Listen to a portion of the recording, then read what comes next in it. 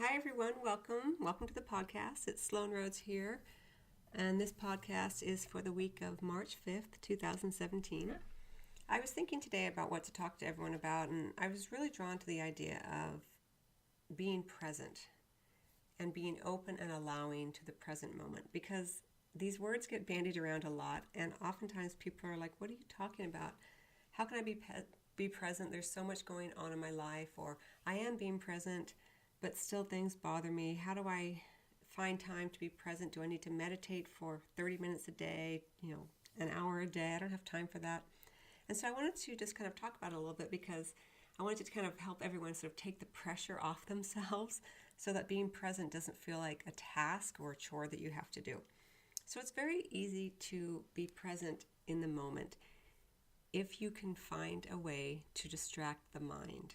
Because that's really all you're doing. Because the mind is our ego. Our mind is constantly looking for problems to solve, let's say, things to think about. Your ego is voracious. It's always going to be seeking the next thing to give it some sense of temporary satisfaction. And that's essentially what your mind is always doing. Your mind and your ego I'm using interchangeably in this instance. So let's talk about being present. So one of the ways that you can begin to practically apply this concept of being present outside of trying to meditate, which many Westerners can find very frustrating, let's say, is so one of the ways that you can be present in this moment right here and now is to gaze around and look for things that catch your eye in terms of color.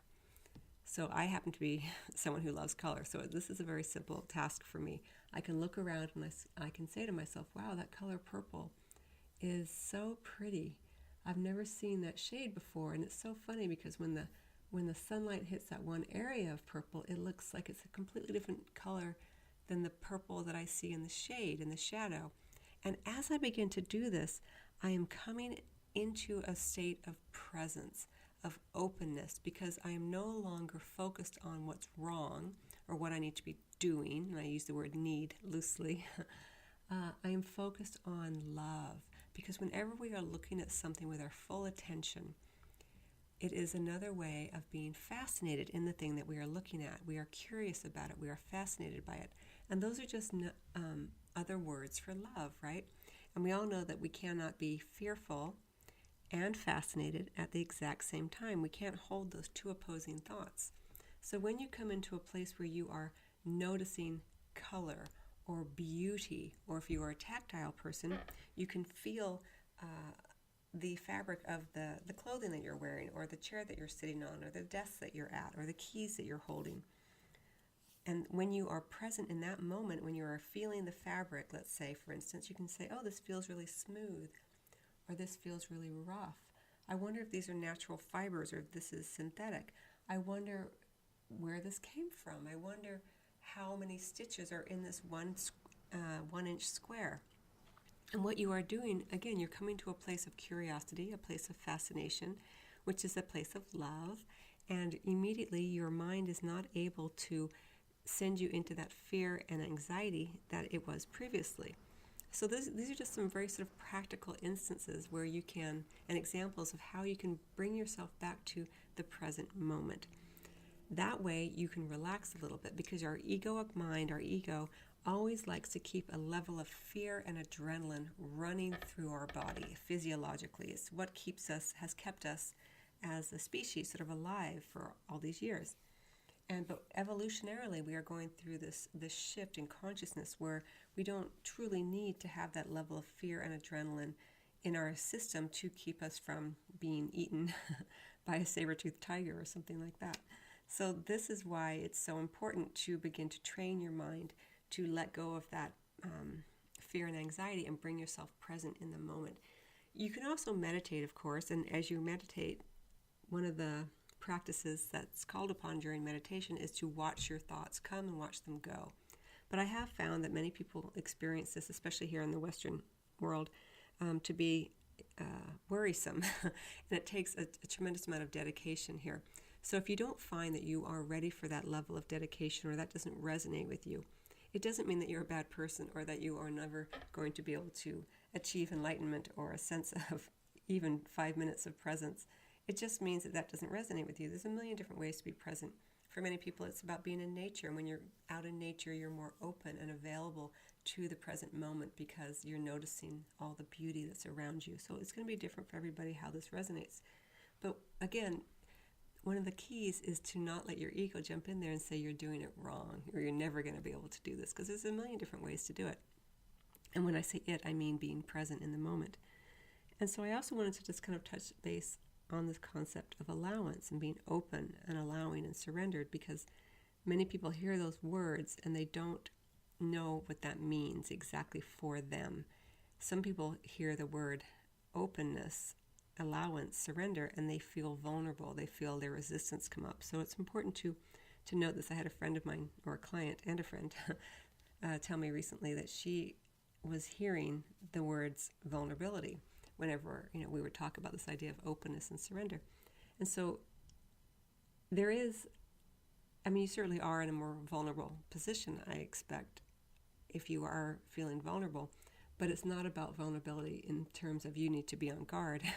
It's funny because people say, oh, I want to be more vulnerable. But what they're really saying is, I'm going to let down my guard. And they're very different energetic frequencies. But let's just talk about this idea of openness and allowance and surrender. So truly, from my perspective in this moment, what this means for you would be that you are taking away the power of anything in the external world to make you feel a certain way. So if you are having, let's say, an engagement with another person, and you are open and allowing the moment and the conversation to be just as it is, you are no longer in a place of trying to push an agenda onto someone, or you are no longer tied to anything that they're saying as being the way that you are going to feel happy. No matter how they respond to you, or no matter what they say, you're in this moment of openness and allowance, so that you're not resistant to what they're saying because you are on guard that you feel that it's going to hurt you, because you've taken away that power from that person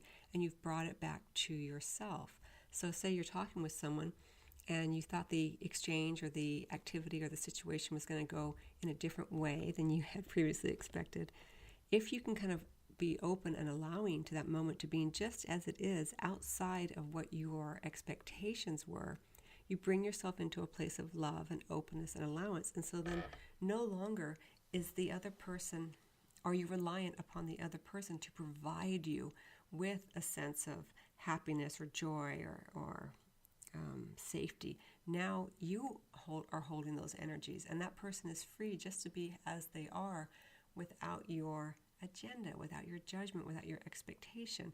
And what that does is it allows them to be who they are, and then even more brilliantly, it allows you to be who you are, which is this open, loving spark of the divine, and without the judgment of self or of someone else. And so that's a way to be open and allowing, so that you're not vulnerable in the sense that someone can hurt you, but that you are standing more in your sense of self, more in your kind of this idea of sense of power, so that no matter what they do or don't do, you're still feeling that sense of equanimity, that sense of balance, that sense of who you are, and that you have no longer any sort of sense of expectation that they are going to provide you with that. And what that does, it allows them to just be who they are, it allows you to be who you are, and allows the situation to unfold as it naturally can. And what you will often experience when you get into these moments where you feel really open and that you are not holding this other person in any kind of level of expectation that they are meant to do something for you,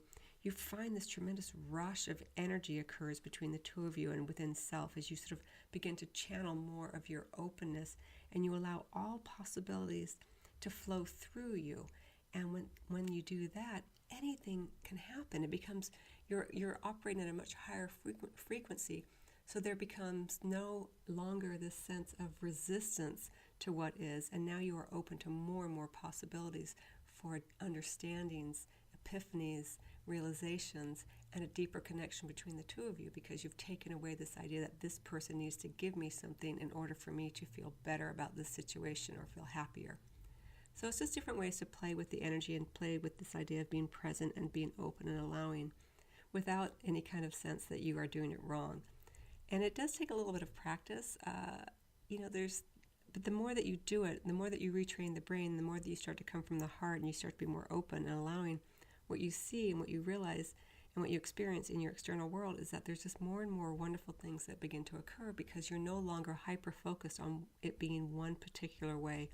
It is about being flexible, but it's about being flexible without the agenda that someone else is going to provide you with something that you're in lack of. When you're feeling secure within self, when you're feeling open to all possibilities of your own sense of self, of your own divinity, if you will, anything is possible, and that person no longer has to provide that for you. So energetically, it takes the metaphorical weight off their metaphorical shoulders, and it allows for them to just be who they are, and they don't have to try to match your expectations, and it creates a very wonderful opening for possible new experiences and a deepening of your connection with another and with self, of course, which is the most important. So anyway, that is the podcast for today. I hope you found it enjoyable. And just to remind everyone that my weekly guidance is up on YouTube. I release those every Sunday. And I also post on my Instagram account, Sloan's Spiritual Cafe. So I hope to see you there. Much love to you, and I will see you next week.